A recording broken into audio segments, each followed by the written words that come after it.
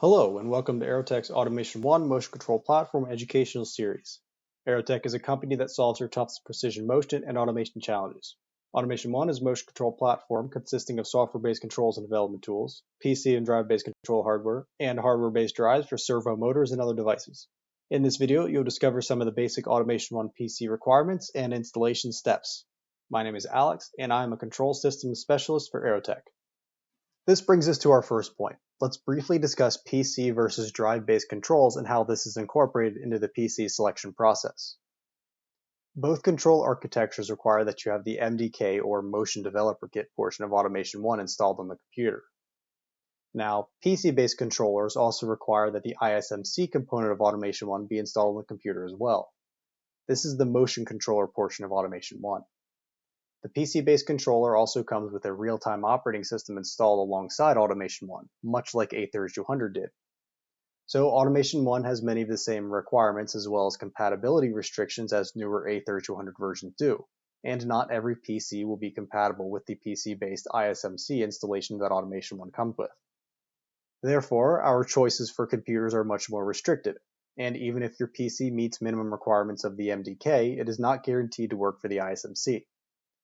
But this does also mean that if you already have A3200 version 6.04 or newer running on a particular PC, then Automation1 should be able to install and run just fine on that PC as well. Since PC performances and requirements are always changing to some degree, we will just refer you to the PC selection guide for updated information, as this help guide will help you in selecting the best PC to use and will let you know if there's any known problematic PCs that should be avoided. But for generic PC specifications, we can navigate to the System Requirements page in the help file. The help file is found on the same page of our website as the PC selection guide. So if you are unsure about what PC to use or the PC requirements for a basic functional system, I would recommend referring to this page. This page will have the minimum PC requirements for running the Automation1 MDK and the minimum requirements for running the Automation1 ISMC. Now, the Automation1 MDK should be fairly straightforward. It gives you the processor, RAM, operating system, etc.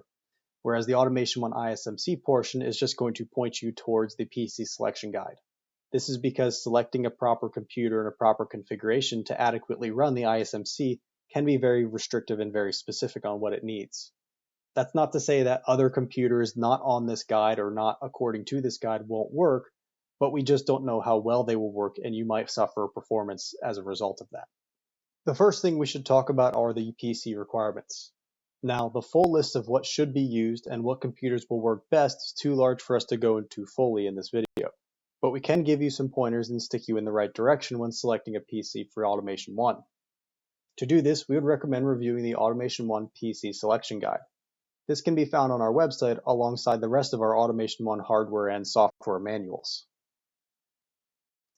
Now, drive-based controllers, on the other hand, have the ISMC component installed on the drive itself. So the PC requirements are a bit more relaxed since the PC does not need to handle this motion control portion. So the only PC requirements we need to be aware of for a drive-based controller are the minimum requirements for the MDK portion of the Automation1 package. Once we get past all of the PC requirements and we have chosen a PC, then we get to the installation of the software itself. This is going to basically boil down to two options: installing Automation1 on a fresh PC or installing over the previous A3200 software. Now, installing on a fresh PC gives you a few added benefits, such as minimizing downtime and risk on the system.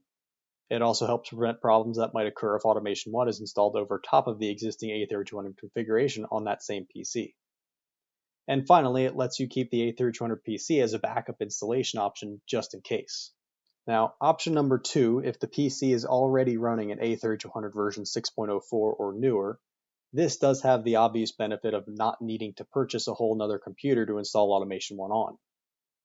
And as we touched on earlier, if the PC is already running A3200 version 6.04 or newer, then we know that the PC is going to be running Automation1, so this takes the guesswork out of trying to find a compatible computer. Once you have all of that squared away, to get your software, you can either install it from the USB drives provided or download the ISMC and MDK installation executables from our website. Doing this is going to require that you have both valid and active ISMC and MDK license keys.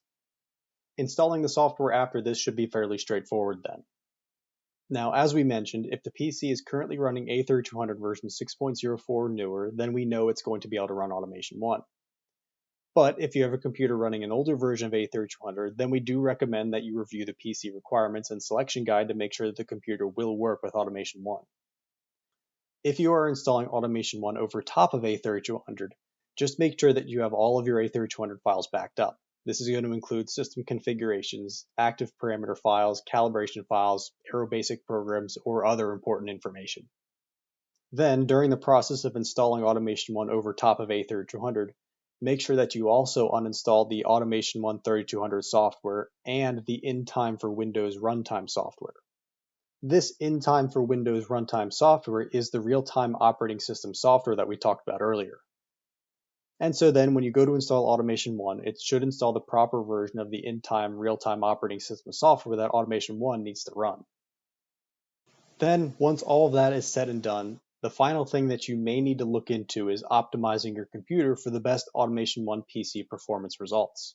Similar to the PC requirements, we also have recommendations for optimizing the PC for better Automation 1 performance. This optimization step just applies to PC-based controls where the ISMC and real-time operating system software are living on the computer itself. And guidelines for these optimization steps can be found within the PC selection guide.